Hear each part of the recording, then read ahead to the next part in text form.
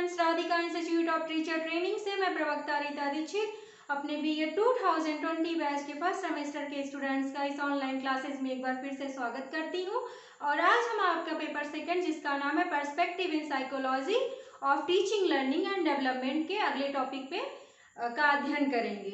आज हमारा जो टॉपिक है वो है टीचिंग ऑफ मेमोरी लेवल, स्मृति स्तर का शिक्षण।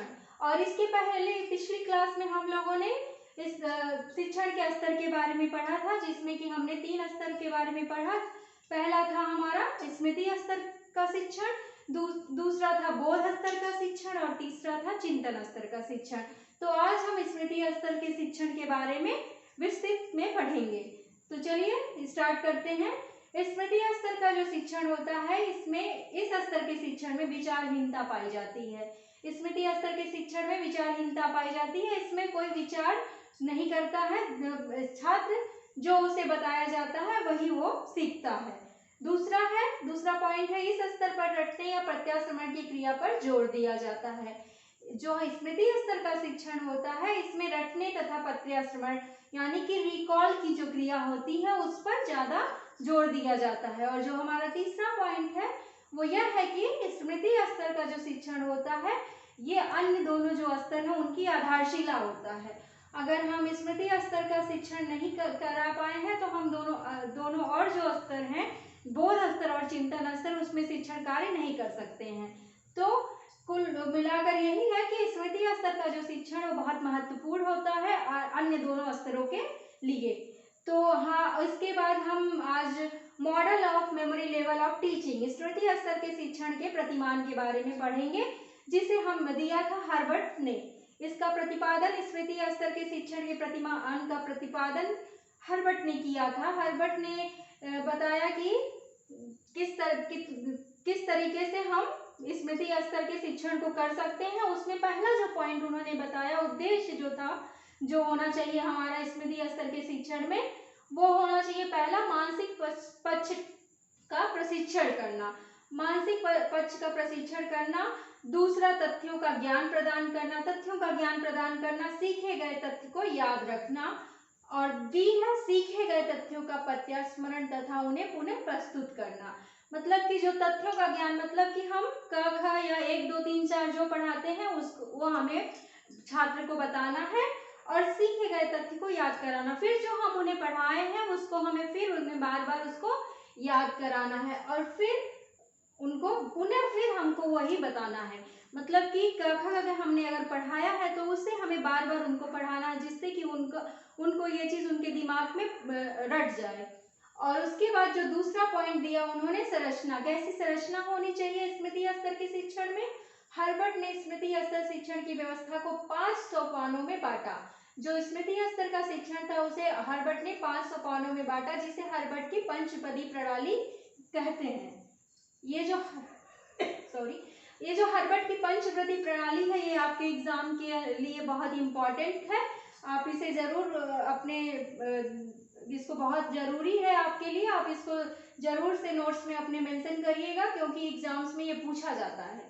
तो हर्बर्ट की जो पंचपदी प्रणाली थी वो क्या थी?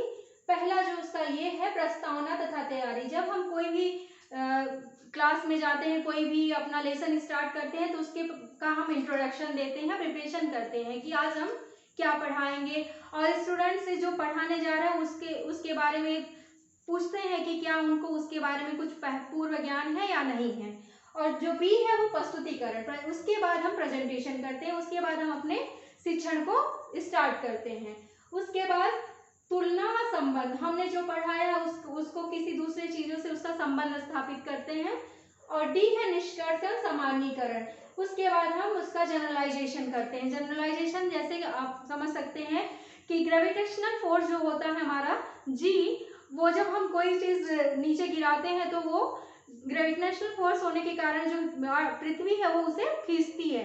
तो जब हमने किसी बॉल को गिराया और उसको पृथ्वी अपनी तरफ खींचा, तो हम ये देखना चाहेंगे क्या हम कोई और चीज भी गिरा रहे हैं तो क्या वो ग्रेविटेशनल फोर्स जो है उस पर काम कर रहा है कि नहीं कर रहा है। तो अगर कर रहा है तो ये क्या हो जाता है, वहां पे सामान्यीकरण या जनरलाइजेशन हो जाता है। यानी कि सिर्फ बॉल को ही नहीं पृथ्वी अपनी तरफ आकर्षित करती है, बल्कि अन्य वस्तुओं को भी आकर्षित करती है। और प्रयोग तथा अभ्यास, उसके बाद जो हमने पढ़ाया उसका प्रयोग और उसका अभ्यास कराते हैं। तो ये जो हर्बर्ट स्पेंसर की पंचव्रदी प्रणाली थी, उन्होंने ये 5 पॉइंट्स बताए जिस तरह से हम स्मृति स्तर का शिक्षण कर सकते हैं। और फिर तीसरा जो उन्होंने बताया सामाजिक प्रणाली, कैसी व्यवस्था होनी चाहिए हमारे स्मृति स्तर के शिक्षण में, वो पहला था कक्षा में शिक्षक सक्रिय होता है। कक्षा में जो शिक्षक होता है वह बहुत एक्टिव होता है, छात्रों की क्रिया को नियंत्रित करता है तथा प्रेरणा प्रदान करता है, और जो छात्रों की क्रिया होती है उस पर कंट्रोल करता है और उन्हें प्रेरणा प्रदान करता है। और छात्र का स्थान गौण होता है। छात्र जो होते हैं वे सिर्फ जो शिक्षक बता रहा है उसको ही, उस पर ही ध्यान रखते हैं, वो कुछ और ना ही वो तर्क करते हैं ना ही कोई प्रश्न पूछते हैं। और फिर चौथा जो है वो मूल्यांकन प्रणाली। स्मृति स्तर के शिक्षण में मूल्यांकन प्रणाली कैसी होनी चाहिए, इसको बताते हुए हर्बर्ट ने पहला जो ए पॉइंट था उसमें बताया कि मूल्यांकन लिखित तथा अलिखित दोनों प्रकार का होता है। मतलब इसमें जब हमारी मूल्यांकन प्रक्रिया होती है, जो हमारा एग्जाम हम लेते हैं, वो लिखित और अलिखित दोनों तरीके से होता है और परीक्षा में रटने पर जोर दिया जाता है। और जो हमारा एग्जाम होता है उसमें हम स्टूडेंट्स को रटने की प्रक्रिया पे ज़्यादा जोर देते हैं। तो ये आज स्मृति स्तर के शिक्षण के बारे में हमने जानकारी प्राप्त की। अगले जो हमारी क्लास होगी उसमें हम नेक्स्ट टॉपिक के साथ फिर आपसे मिलेंगे। तब तक के लिए धन्यवाद।